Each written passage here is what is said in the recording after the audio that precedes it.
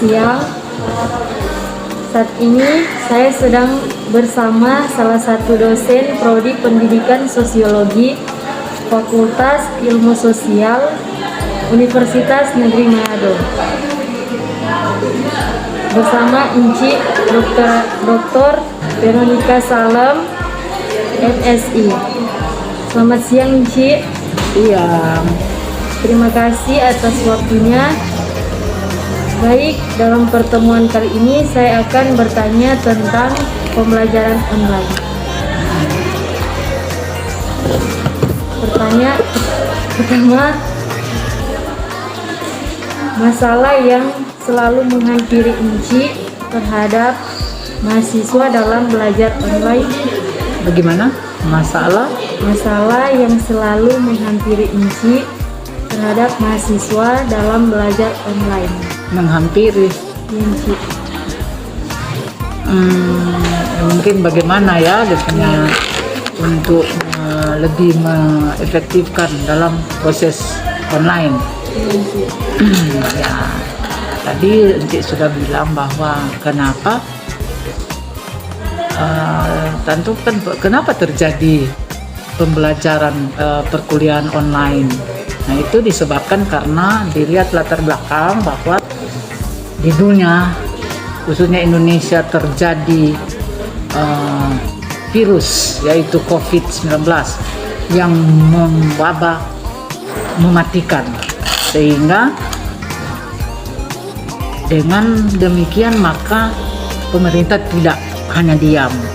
Pemerintah dalam hal ini sangat peduli dengan mengantisipasi supaya tidak ada korban, maka dilakukan kebijakan.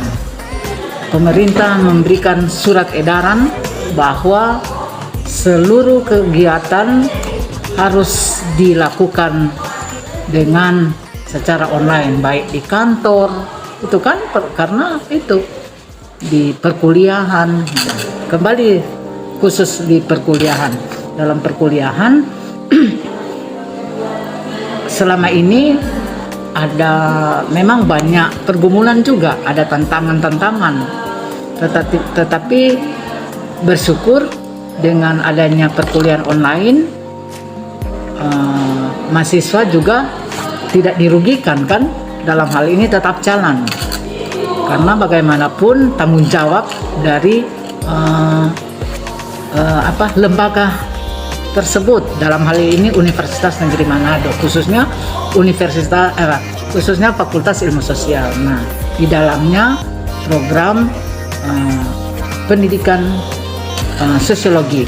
Nah, oleh karena itu berdasarkan dengan hal-hal yang saya sampaikan tadi, maka perkuliahan mau tidak mau harus dilaksanakan supaya tidak ada yang menjadi korban.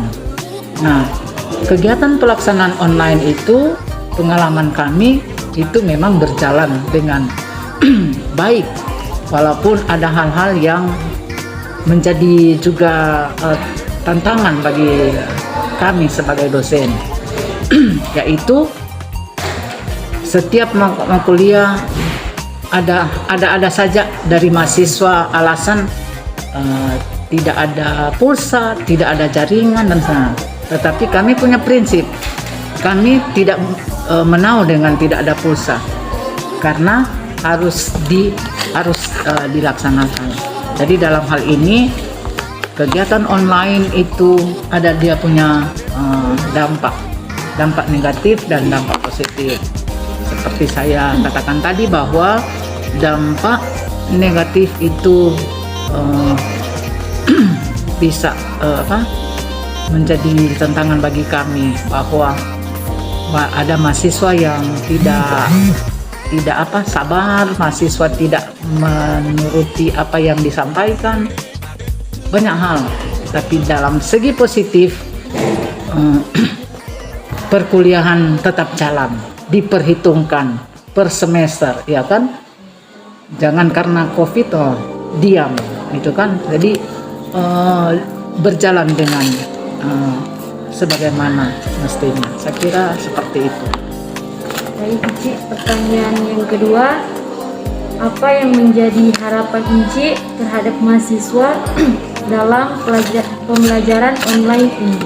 Ya, otomatis harapan kiranya semua dapat melaksanakan dengan rasa penuh tanggung jawab sebagai mahasiswa, dan diikuti semua apa yang diharapkan dan harus dilakukan. Misalnya harus capai sekian SKS, baru tugas-tugas harus dilakukan, ya kan? Harapan kami dan harapan Encik pribadi, kiranya mahasiswa jangan terlena dengan situasi kondisi, walaupun kita banyak dihadapi dengan tantangan, tapi kita tetap semangat, ya, dan mengandalkan Tuhan. Tentu biar sehebat apapun, kalau kita tidak mengandalkan Tuhan, tetapi syukur dalam pandemi ini sampai saat ini program prodi sosiologi berjalan dengan baik, sehingga mahasiswa dapat mengakseskan, karena dengan online dan serba online kan, mau lihat hasil kan online. Jadi saya kira itu harapan Encik, semoga mahasiswa jangan kendor, harus lebih semangat dan mengikuti semua aturan-aturan yang dilakukan oleh Unima dan fakultas. Demikian. Pertanyaan yang terakhir, Ci, metode apa saja yang cocok digunakan dalam pembelajaran daring? Metode? Ya, tergantung dari dosen yang bersangkutan. Tapi kalau Encik, metode yang lebih pas lagi ya metode diskusi. Tapi kalau diskusi kan kadang kalau di daring kan jadi karena masing-masing kan ada di jauh. Nah, metode yang lebih pas ya metode untuk lebih mengarahkan kalian untuk lebih supaya efektif belajar, ya masing-masing dapat melihat yang paling strategi untuk bisa lebih efektif. Saya kira itu. Baik, Ci, terima kasih atas jawaban yang diberikan, dan saya juga mengucapkan terima kasih atas waktu yang diberikan Inci sebagai narasumber di saat ini.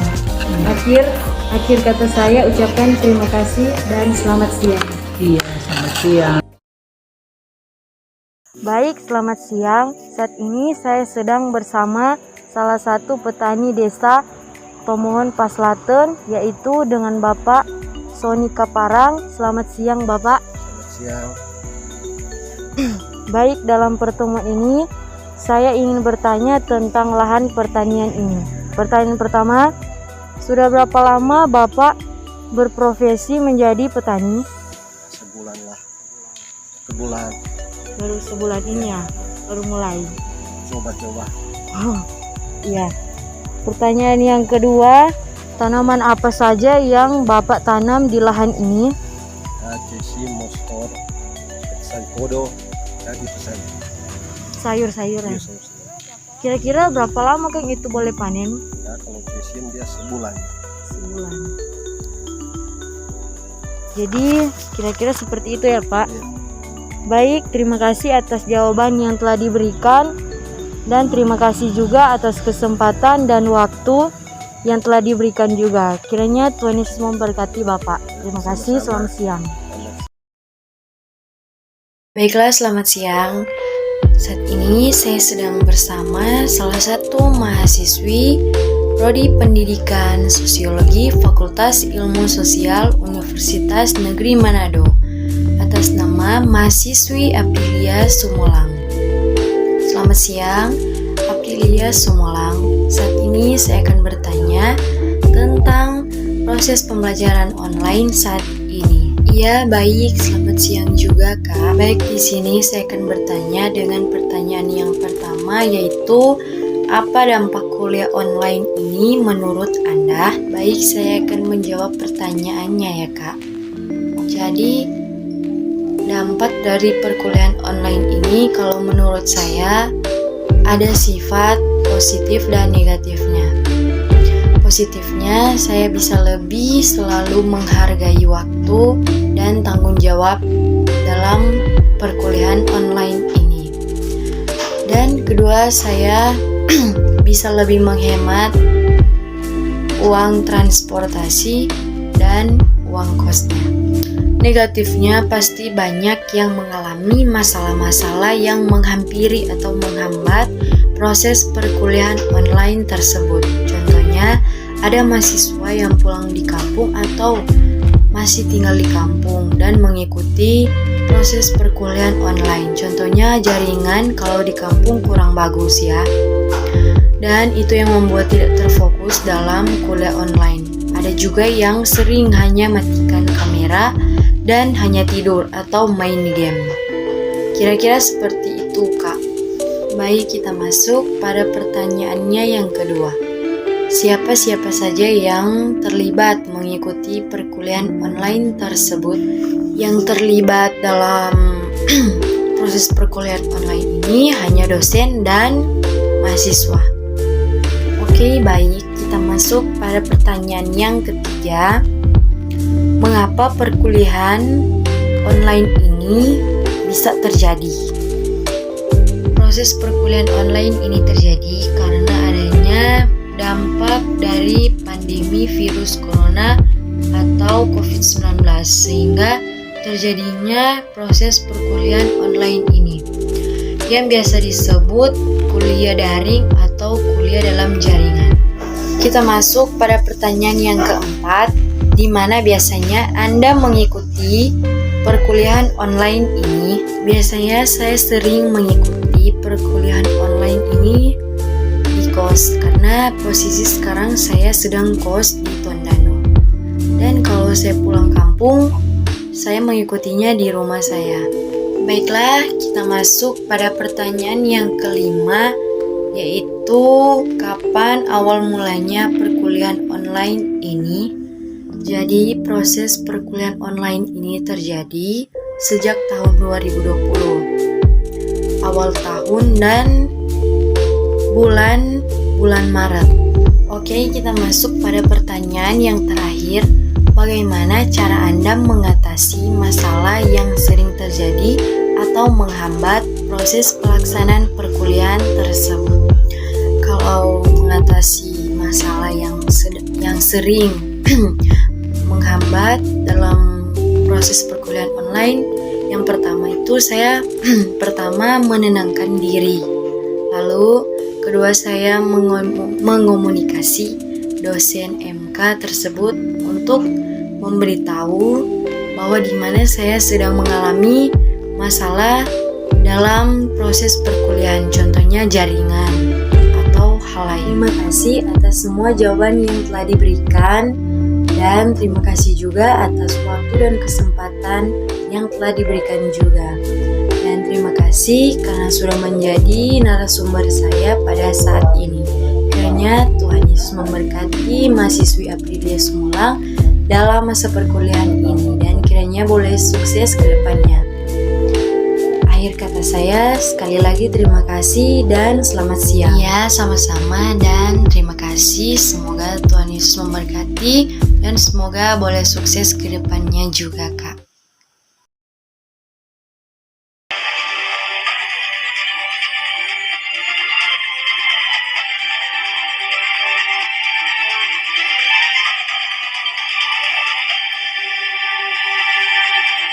Di tengah kendala berbagai cara di lingkungan, semua pihak kegiatan belajar di tengah masa pandemi ini tetap berjalan optimal.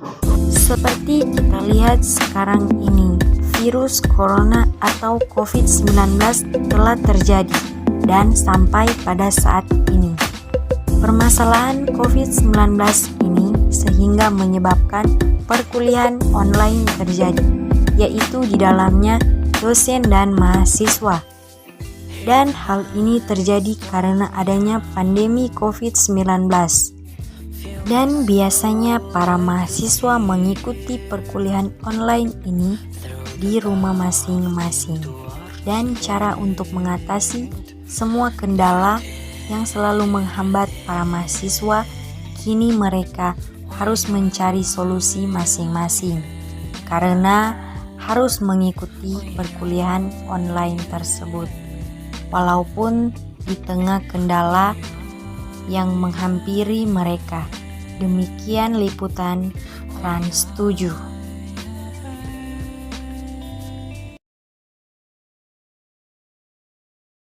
Selamat siang pemirsa, kembali lagi dengan saya Aprilia Maria Rafika Semulang. Saat ini saya akan menyampaikan berita tentang polusi udara di sekitaran tempat tinggal saya. Berikut liputannya.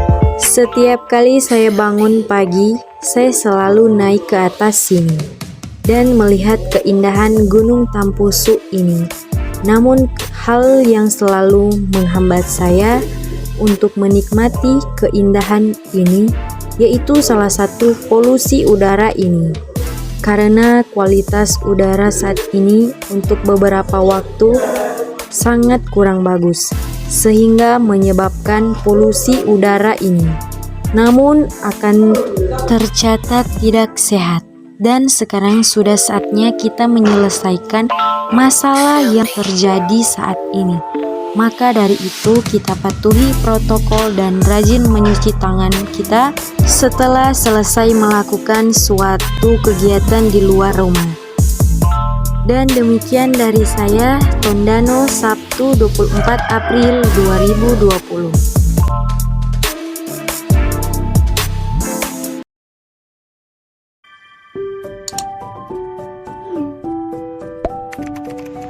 Nama saya Aprilia Maria Rafika Semulang, NIM 2061. Di sini saya mengambil Desa Kinilow, Kecamatan Tomohon Utara untuk menjadi desa tipologi saya. Demikian penjelasan tipologi desa tersebut.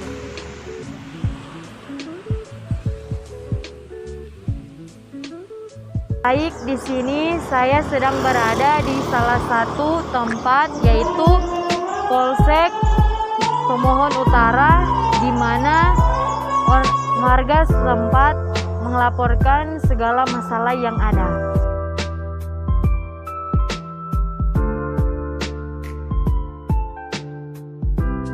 Selanjutnya, saya sedang berada di Masjid At-Taqwa yang berada di Desa Kinilow, Tomohon Utara, yang dimana desa setempat yang beragama Muslim untuk melakukan suatu ibadah.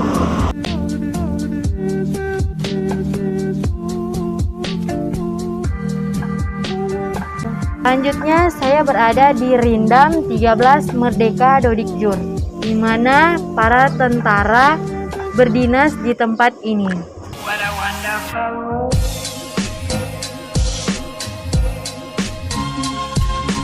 Selanjutnya saya berada di gereja Gemim Petra Kinilow yang berada di Tomohon Utara, di mana tempat ini masyarakat setempat yang beragama Kristen melakukan suatu ibadah di sini.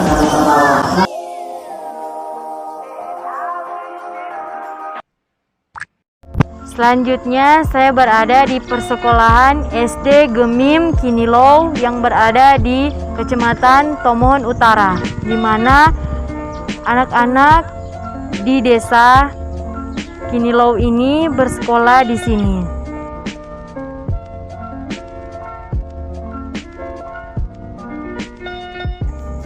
Baiklah, terakhir saya berada di lahan pertanian di desa Kinilow, Kecamatan Tomohon Utara. Di sini masyarakat setempat bertani dan ini ada tanaman sayuran pepsai yang bisa dijual dan bisa juga dimasak di dalam kehidupan sehari-hari. Terima kasih, itulah penjelasan saya mengenai tipologi Desa Kinilow, Kecamatan Tomohon Utara. Terima kasih dan selamat siang.